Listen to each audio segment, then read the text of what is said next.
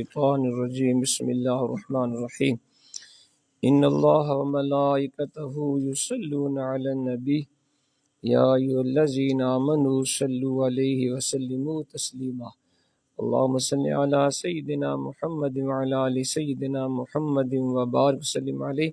ذات محترم، آج 26 شعبان ہے 1446 ہجری۔ آج ہمارا درس فقہ ہے، تو میں نے مناسب سمجھا کہ ہم یہ 3 دن روزے کے مسائل پڑھیں، کیونکہ ماہ رمضان کی آمد ہے، ہمیں پتہ چلے اس ماہ مقدس کے اس کے فضائل کیا ہیں اور اس کے مسائل کیا ہیں۔ تو انشاءاللہ آج درس فقہ میں فرض علوم میں ہم روزے کے مسائل پڑھیں گے۔ اللہ کریم نے قرآن پاک میں فرمایا یا ایھا الذین آمنوا کتب علیکم الصیام کما کتب علی الذین من قبلکم لعلکم تتقون۔ اے ایمان والو، تمہارے اوپر روزے فرض کیے گئے جیسے ان لوگوں پہ فرض تھے جو تم سے پہلے تھے، تاکہ تم پرہیزگار بن جاؤ۔ ایام معدودات، یہ گنتی کے چند دن ہیں۔ فمن کان منکم مریضا، جو تم میں سے بیمار ہو، او علی سفر، یا سفر پہ ہو، فعدۃ من ایام اخر، تو اتنے روزے اور دنوں میں رکھ لے۔ وعلی الذین یطیقونہ، اور جنہیں روزہ رکھنے کی طاقت نہ ہو، فدیۃ طعام مسکین، ان کے ذمہ ایک مسکین کا کھانا ہے۔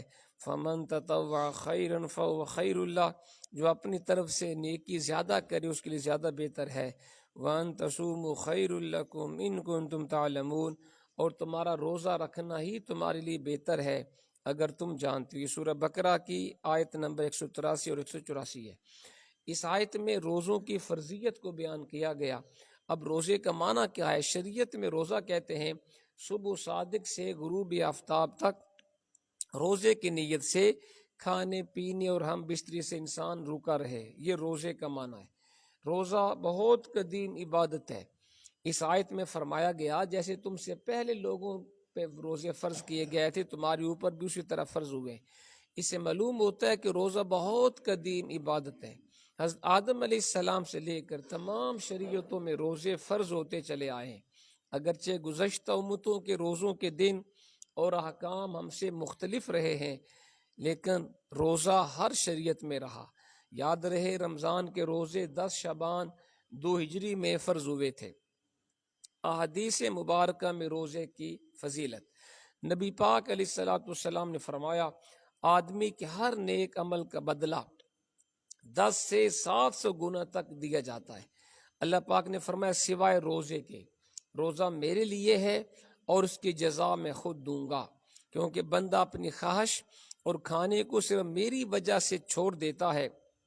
روزہ دار کے لیے 2 خوشیاں ہیں، ایک افطار کے وقت اور ایک اپنے رب کریم سے ملاقات کے وقت۔ اور روزہ دار کے منہ کی بو اللہ کریم کے نزدیک مشک سے زیادہ پاکیزہ ہے، یہ حدیث پاک ہے۔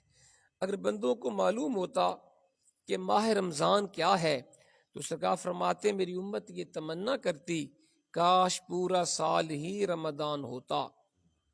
تیسری حدیث، روزہ ڈھال ہے اور جہنم سے بچاؤ کے لیے بہترین کلا ہے۔ چوتھی حدیث، روزے رکھو تندرست ہو جاؤ گے، سومو تصحو، اگر تم بیمار بھی ہو روزہ رکھو گے اللہ تعالی شفا دے دے گا۔ روزے کے 5 اخروی فوائد بھی سن لیں۔ روزہ رکھنے کے اخروی فوائد اور نہ رکھنے کے نقصانات بتائیے، جواب سنیں۔ روزہ رکھنے کے 5 اخروی فوائد ہیں۔ نبی پاک علیہ الصلوۃ والسلام نے فرمایا میری امت کو ماہ رمضان میں 5 چیزیں ایسی عطا کی گئیں جو مجھ سے پہلے کسی اور نبی کو نہیں ملی۔ نمبر 1، جب رمضان المبارک کی پہلی رات ہوتی ہے تو اللہ پاک اپنے بندوں کی طرف رحمت کی نظر فرماتا ہے، اور جس کی طرف اللہ پاک نظر رحمت فرمائے اسے کبھی عذاب نہیں دے گا۔ یہ روزہ رکھنے کا پہلا اخروی فائدہ۔ نمبر 2، شام کے وقت روزہ دار کے منہ کی بو جو بھوک کی وجہ سے ہوتی ہے اللہ پاک کے نزدیک مشک کی خوشبو سے بھی بہتر ہے، یہ روزے کا دوسرا فائدہ۔ نمبر 3، فرشتے ہر رات اور دن روزہ دار کی بخشش کی دعا کرتے رہتے ہیں۔ نمبر 4، اللہ پاک جنت کو حکم فرماتا ہے میرے نیک بندوں کے لیے مزین یعنی آراستہ ہو جا، عن قریب وہ دنیا کی مشقت سے میرے گھر اور کرم میں راحت پائیں گے۔ پانچواں فائدہ، جب ماہ رمضان کی آخری رات آتی ہے اللہ پاک سب کو معاف فرما دیتا ہے۔ قوم میں سے ایک شخص نے کھڑے ہو کے عرض کیا یا رسول اللہ کیا یہ شب قدر ہے جو اللہ نے سب کو معاف کر دیا؟ سرکار نے فرمایا نہیں، کیا تم نہیں دیکھتے کہ مزدور جب اپنے کاموں سے فارغ ہو جاتے ہیں تو انہیں اجرت دی جاتی ہے۔ تو گویا ماہ رمضان میں جن اللہ کے بندوں نے روزے رکھے ہوتے ہیں پورا مہینہ اپنے رب کے احکام کے مطابق گزارا ہوتا ہے، جب رمضان کا آخری جب رات آتی ہے اللہ سب کے گناہ معاف فرما دیتا ہے۔ یہ ہے روزہ رکھنے کے 5 فائدے۔ اب سنیں، روزہ نہ رکھنے کے 2 اخروی نقصانات بھی ہیں۔ نمبر 1، جس نے ماہ رمضان کو پایا اور اس کے روزے نہ رکھے وہ شخص بدبخت ہے، یہ بھی حدیث ہے جی۔ نمبر 2، اللہ پاک نے اسلام میں 4 چیزیں فرض فرمائیں، نماز، روزہ اور نماز، زکوٰۃ، رمضان کے روزے اور بیت اللہ شریف کا حج۔ جو ان میں سے کسی ایک کو بھی چھوڑے گا تو بقیہ 3 چیزیں اسے کسی کام نہ آئیں گی جب تک کہ وہ ان تمام کو ادا نہ کرے، یہ بھی حدیث ہے۔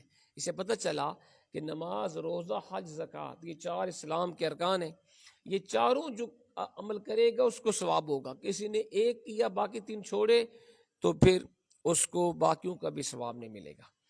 روزہ رکھنے کی طبی فوائد بھی سن لیں کہ روزہ رکھنے کے سائنسی اور سائنٹیفک بینیفٹس کیا ہیں۔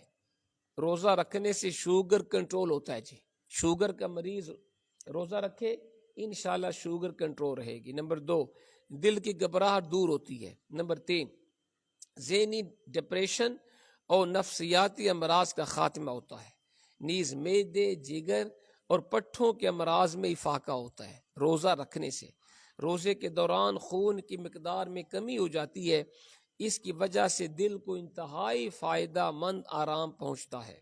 روزہ رکھنے سے موٹاپے میں کمی واقع ہوتی ہے اور اضافی چربی ختم ہو جاتی ہے۔ روزہ رکھنے سے بے اولاد خواتین کے ہاں اولاد ہونے کے امکانات کئی گنا بڑھ جاتے ہیں۔ روزہ رکھنے سے بڑھاپا دیر سے آتا ہے۔ روزے سے جلد مضبوط ہوتی ہے اور جھریاں کم پڑتی ہیں۔ یہ روزے کے سائنٹیفک اور طبی فائدے ہیں۔ روزہ کس پہ فرض ہے جی؟ توحید و رسالت کا اقرار کرنے اور تمام ضروریات دین پر ایمان لانے کے بعد جس طرح ہر مسلمان پر نماز فرض قرار دی گئی، اسی طرح رمضان مبارک کے روزے بھی ہر مسلمان مرد و عورت عاقل و بالغ پر فرض ہیں۔ سوال، روزہ فرض ہونے کی وجہ کیا ہے؟ اسلام میں اکثر اعمال کسی نہ کسی روح پرور واقعہ کی یاد تازہ کرنے کے لیے مقرر کیے گئے۔ مثلا صفا مروہ کے درمیان جو حاجی سعی کرتے ہیں یہ حضرت حاجرہ رضی اللہ تعالی عنہ کی یادگار ہے۔ آپ رضی اللہ عنہ اپنے لخت جگر حضرت سید اسماعیل ذبیح اللہ علیہ السلام کے لیے پانی تلاش کرنے کے لیے ان دونوں پہاڑوں کے درمیان 7 مرتبہ چلی اور دوڑی تھیں۔ اللہ پاک کو حضرت حاجرہ کی ادا پسند آ گئی، لہذا اسی سنت حاجرہ کو اللہ پاک نے باقی رکھتے ہوئے حاجیوں اور عمرہ کرنے والوں کے لیے صفا مروہ کی سعی کو واجب قرار دے دیا۔ اسی طرح ماہ رمضان المبارک میں سے کچھ دن ہمارے پیارے آقا علیہ الصلوۃ والسلام نے غار حرا میں گزارے۔ اس دوران آپ علیہ السلام دن کو کھانے سے پرہیز کرتے اور رات کو ذکر اللہ میں مشغول رہتے تھے۔ اللہ پاک نے ان دنوں کی یاد تازہ کرنے کے لیے روزے فرض کیے تاکہ اس کے محبوب کی سنت قائم رہے۔ کیا روزہ رکھنے کے لیے سحری کرنا ضروری ہے؟ تو یہ سن لیں کہ سحری ضروری نہیں، ہاں سنت ہے، لہذا جان بوجھ کر اس عظیم سنت کو نہ چھوڑا جائے۔ سوال، کیا روزہ بند کرنے یا کھولنے کے لیے اذان ضروری ہے؟ کہتے نہیں، روزہ بند کرنے کا تعلق اذان فجر سے نہیں، صبح صادق سے پہلے پہلے کھانا پینا بند کر دینا ضروری ہے۔ یوں ہی جب غروب آفتاب کا یقین ہو جائے افطار کرنے میں دیر نہیں کرنی چاہیے، نہ سائرن کا انتظار کرے نہ اذان کا، فوراً کوئی چیز کھا پی لے۔ تو کیا پتہ چلا؟ روزے کا تعلق اذان سے نہیں ہے۔ جب صبح صادق طلوع ہو جائے گی روزے کا ٹائم بند ہو گیا، اذان ہو یا نہ ہو۔ اسی طرح جب غروب آفتاب ہو جائے گا، روزہ کھولنے کا ٹائم ہو گیا، نہ اذان کا ویٹ کرے نہ سائرن کا، جب ٹائم ہو جائے روزہ کھول لیا کرے۔ ایک شخص نے روزہ رکھا لیکن افطار کا وقت کیلنڈر سے دیکھنے میں غلطی ہو گئی، جس کی وجہ سے 1 منٹ پہلے اس نے روزہ کھول لیا، تو اس کا روزہ ہو گیا یا نہیں؟ اب اسے کیا کرنا چاہیے؟ سنیں جواب۔ اس صورت میں 1 منٹ پہلے روزہ کھولنے والے کا روزہ نہیں ہوا۔ یقین کریں مجھے افسوس ہوتا ہے، یہاں کئی لوگ روزہ کھلوانے میں بے احتیاطی کرتے ہیں، 2-4 منٹ پہلے ہی وہ جناب سائرن بجا دیتے ہیں، لوگوں کا روزہ خراب کرتے ہیں، لہٰذا وہ خود اس کی ذمہ دار ہے۔ لہٰذا ہمیں کسی سائرن اذان کو نہیں دیکھنا چاہیے، ہمارے پاس کیلنڈر ہو صحیح جس میں ٹائم درج ہو، تو ہمیں صحیح ٹائم دیکھ کر روزہ کھولنا چاہیے۔ 1 منٹ بھی پہلے آپ نے کھولا، آپ کا روزہ نہیں ہوا، اس کی قضا لازم ہے، البتہ کفارہ نہیں۔ لہذا اب اسے چاہیے کہ قضا کی نیت سے ایک روزہ رکھ لے اگر اس نے 1 منٹ پہلے کھولا۔ حضرت مفتی امجد علی اعظمی رحمۃ اللہ علیہ فرماتے ہیں، کافر تھا کوئی بندہ مسلمان ہو گیا، نہ بالغ تھا بالغ ہو گیا، یا رات سمجھ کر ساری کھائی تھی جب حالانکہ صبح ہو گئی تھی، غروب سمجھ کے افطار کر دیا حالانکہ ابھی دن باقی تھا، ان سب صورتوں میں جو کچھ دن باقی رہ گیا اسے روزے کی مثل گزارنا واجب ہے، اور نابالغ جو بالغ ہوا یا کافر تھا مسلمان ہوا ان پر اس دن کی قضا واجب نہیں، باقی سب پہ قضا واجب ہے۔ لہذا اگر کسی نے روزہ دیر سے بند کیا یا وقت سے پہلے کھول لیا اسے دوبارہ قضا کرنا ضروری ہوگی۔ کس سفر کی وجہ سے روزہ نہ رکھنے کی اجازت ہے؟ یعنی کتنا بندہ سفر کرے تو وہ مسافر ہے اور روزہ نہ رکھے تو جائز۔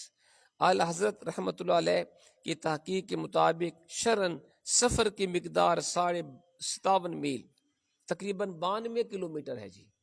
جو کوئی اتنی مقدار کا فاصلہ طے کرنے کی غرض سے اپنے شہر یا گاؤں کی آبادی سے باہر نکل آیا وہ شرعی مسافر ہے، اسے روزہ قضا کر کے رکھنے کی اجازت ہے۔ لیکن آج کل میرا خیال ہے کوئی مسئلہ نہیں ہوتا، گاڑیوں میں سفر ہوتا ہے، اب تو بندہ روزے میں بھی سفر کرے تو کوئی حرج نہیں ہے۔ یہ پہلے دور میں تھا جب لوگ پیدل سفر کرتے تھے۔ آخر میں سن لیں روزہ توڑنے والی چیزیں کون سی ہیں؟ بڑے اہم یہ مسائل ہیں جی۔ روزہ کن چیزوں سے ٹوٹتا ہے؟ یہ چاند ایک صورتیں سن لیں۔ کھانا کھانے پینے یا ہم بستری کرنے سے روزہ جاتا رہتا ہے جبکہ روزہ دار ہونا یاد ہو۔ اسی طرح حقہ، سگار، سگریٹ، چرس وغیرہ پینے سے بھی روزہ ٹوٹ جاتا ہے۔ اگرچہ اپنے خیال میں حلق تک دھواں نہ پہنچتا ہو تب بھی سموکنگ کی اور سگریٹ پیا، حقہ پیا تو روزہ ٹوٹ جائے گا۔ پان یا صرف تمباکو کھانے سے بھی روزہ ٹوٹ جاتا ہے، اگرچہ آپ بار بار اس کی پیک تھوکتے رہیں کیونکہ حلق میں اس کے باریک ذرات ضرور پہنچتے ہیں پان وغیرہ کے۔ شکر وغیرہ ایسی چیزیں جو منہ میں رکھنے سے گھل جاتی ہیں، منہ میں رکھی اور تھوک نگل گئے روزہ جاتا رہا۔ دانتوں کے درمیان کوئی چیز چنے کے برابر یا اس سے زیادہ رہ گئی تھی اسے کھا گئے روزہ ٹوٹ گیا، یا منہ سے نکال کر چنے سے کم تھی لیکن منہ سے نکالا پھر اسے کھا لیا روزہ ٹوٹ گیا۔ دانتوں سے خون نکل کر حلق سے نیچے اترا اور خون تھوک سے زیادہ تھا یا اس کے برابر تھا یا کم تھا مگر اس کا ذائقہ حلق میں محسوس ہوا، روزہ ٹوٹ گیا۔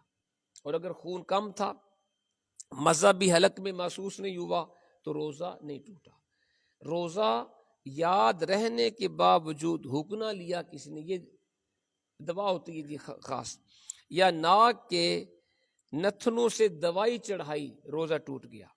کلی کر رہے تھے بلا ارادہ پانی حلق سے نیچے اتر گیا یا ناک میں پانی چڑھایا دماغ تک پہنچ گیا، روزہ ٹوٹ گیا مگر جب کہ روزہ ہونا یاد ہو۔ اچھا مگر جب کہ روزہ دار ہونا بھول گیا پھر نہیں ٹوٹے گا، یعنی اسے یاد نہیں تھا کہ میرا روزہ ہے، پھر اس نے کلی کرتے پانی حلق سے نیچے چلا گیا یا ناک میں ڈالتے اوپر، پھر روزہ نہیں ٹوٹا۔ لیکن اگر یاد تھا میرا روزہ ہے پھر اس نے بے احتیاطی کی تو کلی کرتے پانی پیٹ میں چلا گیا یا پانی ناک میں چڑھایا دماغ تک پہنچ گیا تو روزہ ٹوٹ گیا۔ یوں ہی روزے دار کی طرف کسی نے کوئی چیز پھینکی وہ اس کی حلق میں چلی گئی، روزہ ٹوٹ گیا۔ سوتے میں یعنی نیند کی حالت میں اس نے پانی پی لیا یا کچھ کھا لیا یا منہ کھلا تھا پانی کا قطرہ یا بارش کا اولا حلق میں چلا گیا، روزہ ٹوٹ گیا۔ دوسرے کا تھوک نگل لیا یا اپنا تھوک ہاتھ میں لے کے نگل لیا، روزہ ٹوٹ گیا۔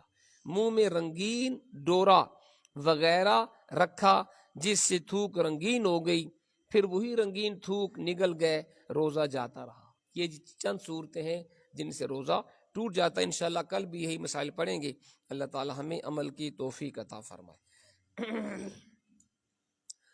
الحمدللہ رب العالمین والعاقبۃ للمتقین والصلاة والسلام علی سید الانبیاء والمرسلین وعلی آلہ واصحابہ واہل بیتہ اجمعین۔ ربنا آتنا فی الدنیا حسنۃ وفی الآخرۃ حسنۃ وقنا عذاب النار۔ یا رب العالمین ہم سب کے گناہوں کو معاف فرما، تمام بیماروں کو شفا عطا فرما، پریشان حالوں کی پریشانیاں دور فرما، جو تیرے بندے درس فقہ میں حاضر ہیں سب کے اوپر کرم فرما، دین و دنیا کی بھلائیاں عطا فرما، جو اس